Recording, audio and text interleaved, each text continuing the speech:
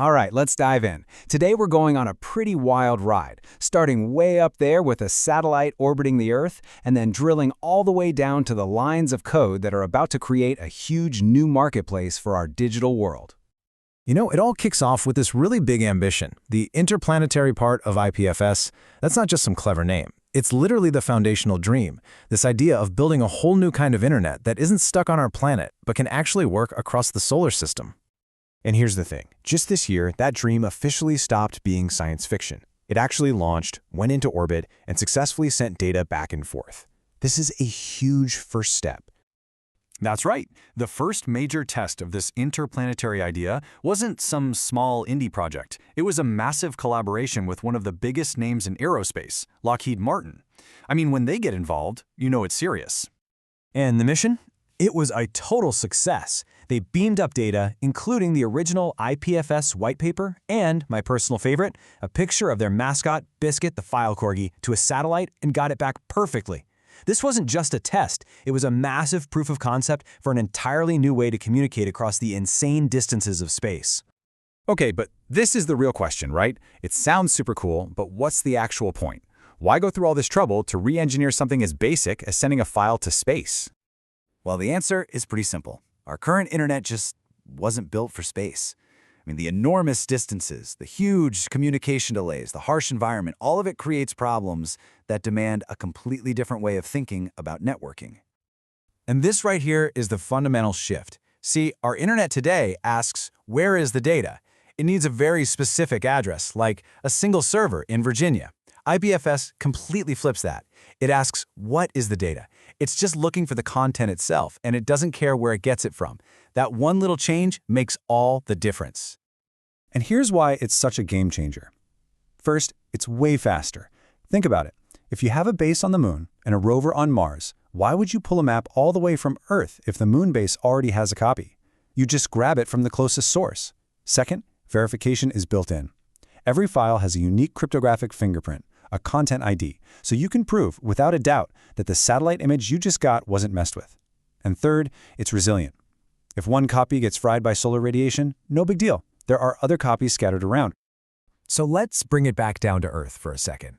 This amazing space mission is really powered by a huge decentralized storage network right here called Filecoin.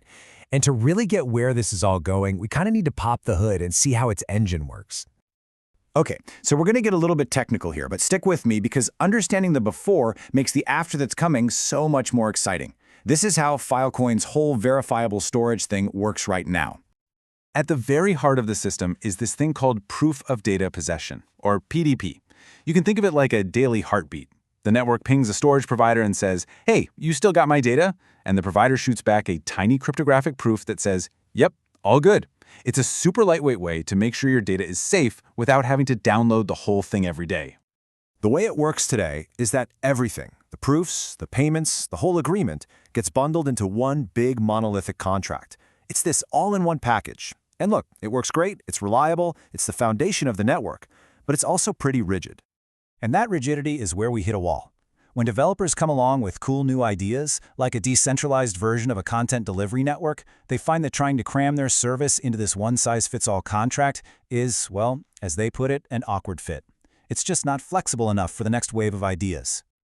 So what's the fix? Well, you break apart that big monolith and you rebuild it as an open, flexible marketplace.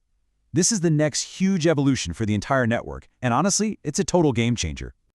And the key to this whole new world is a piece of tech called the PDP orchestrator. Instead of one contract trying to do everything, the orchestrator just acts like a switchboard, letting you plug in a whole bundle of different specialized services that you can pick and choose from. This comparison really says it all.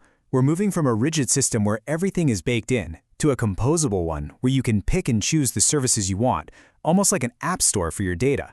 It's the difference between a closed box and an open platform where anyone can build.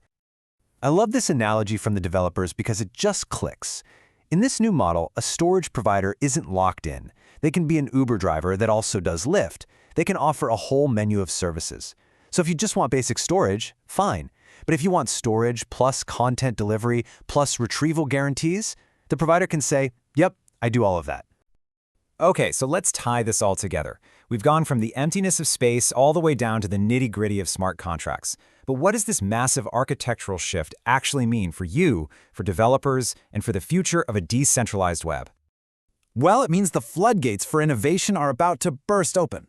Suddenly, anyone can build and offer a service on the network. You could see competitors to existing services driving down prices. You could see new services that guarantee your data can be retrieved for a fee. You could even have DALs governing storage for public data, like the Internet Archive. It becomes a permissionless marketplace for data services. And as you can see, pretty much everyone wins. Clients, you get more choice and better prices because you're only paying for what you need. Storage providers, they can specialize and open up totally new ways to make money. And developers, they get the freedom to build whatever they can dream up, no permission required. So if there's one thing to take away, it's this. Filecoin is changing from being a single, specific product into a foundational platform. It's becoming a set of building blocks that anyone can use to create their own custom data services. We started this journey in outer space, proving out a new way to communicate across the stars. And we ended with the blueprints for a brand new digital marketplace right here on Earth. I mean, what an incredible trajectory. Which leaves us with just one big question. As this technology keeps evolving, what's the next frontier it's going to open up?